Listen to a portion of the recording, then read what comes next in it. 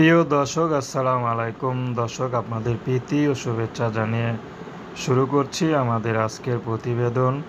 তো দর্শক, আজকে আমরা এক অসহায় মেয়ের গল্প তুলে ধরব, যার নাম হচ্ছে রেশমি। রেশমি ছোটোবেলায় তার মা মারা যায়। তো মারা যাওয়ার 2-1 বছর পরেই তার বাবার একটি বিয়ে করে আলাদা হয়ে যায়। তো শেষমেশ রেশমির স্থান হয় তার নানির কাছে। নানি তাকে কোলে পিঠে বড় করেছে। তো তখন নানা ছিল, হঠাৎ করে নানাটা মারা যায়।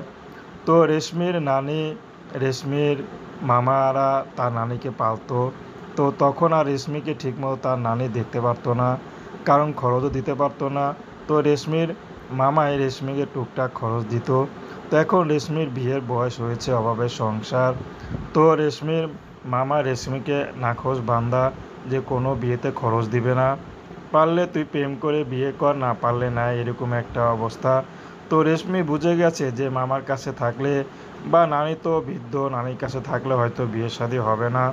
তো সেজন্য রেশমি এখন তার বান্ধবীর কথা ইউটিউবে এসেছেন, যদি তার দুঃখ কষ্টের মাঝে কেউ তাকে বিয়ে শাদী করতে চায়, সে যেমনই হোক, তার ইনকাম কম হোক, সমস্যা নেই, রেশমি তাকে বিয়ে করবে।